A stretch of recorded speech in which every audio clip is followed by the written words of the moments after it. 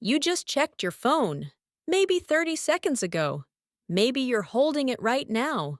You didn't need to. Nothing important happened.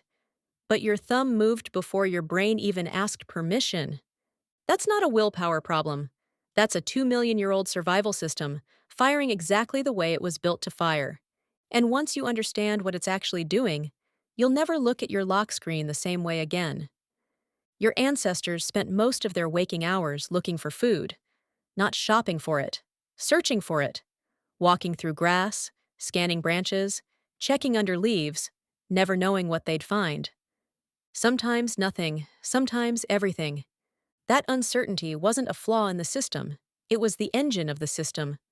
Neuroscientist Wolfram Schultz spent years recording the brain activity of animals as they searched for rewards.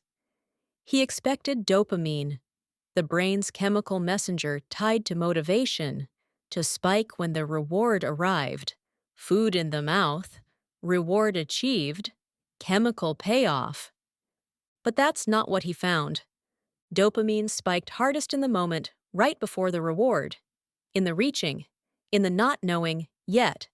When the outcome was uncertain, the anticipation lit up far brighter than the outcome itself ever did.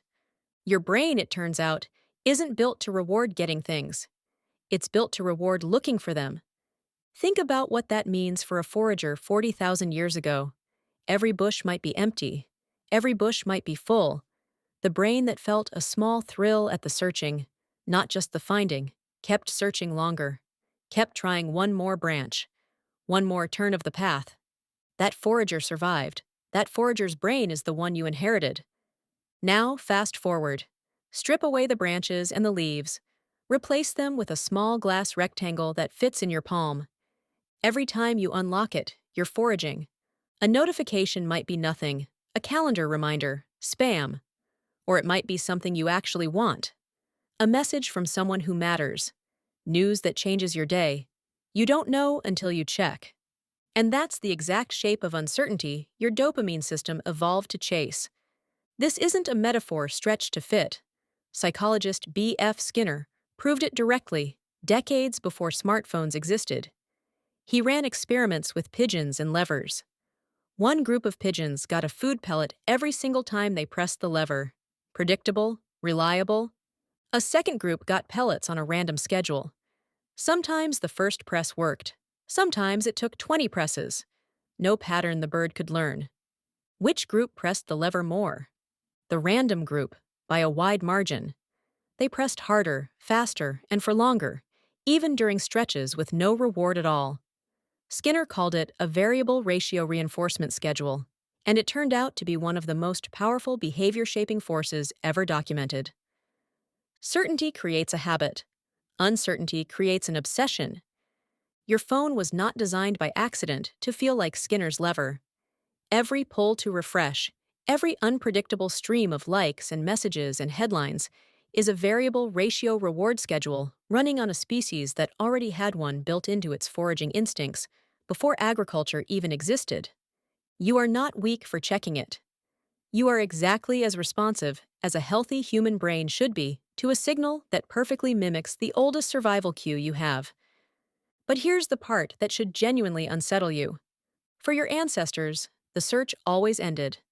The berries ran out, the sun went down, the body got tired and forced to stop, whether the forager wanted one or not. Scarcity itself was the off switch.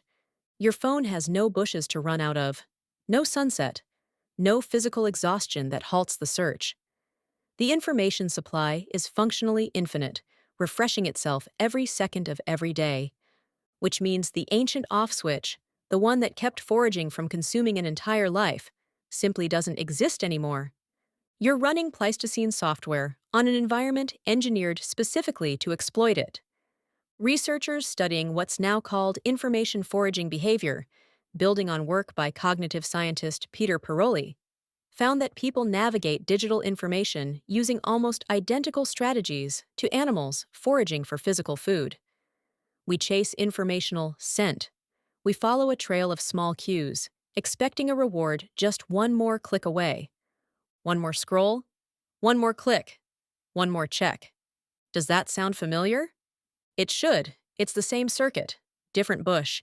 And here's the twist most people never connect. The anxious, empty feeling you get after 45 minutes of mindless scrolling isn't a sign that something's wrong with your discipline. It's the signature of a search that never resolved, a forage with no finish line. Dopamine kept firing on anticipation, again and again, without ever letting the reward achieved signal shut the loop down. Your ancestors never experienced that feeling because their world made it physically impossible to forage forever. Yours doesn't stop you, it's not supposed to. Every design choice behind the screen in your hand was built by people who understand Skinner's pigeons and Schultz's dopamine curves better than you do, and who get paid when your ancient foraging instinct keeps firing. So the next time your thumb moves toward your phone before your brain has even decided to, pause for 1 second and notice what's actually happening. You're not checking a notification. You're walking through tall grass 40,000 years ago, scanning the branches, chasing the same flicker of maybe that kept your ancestors alive long enough to become you. The bush was never really the point. The looking was. And your brain still hasn't gotten the memo that this particular bush never runs out.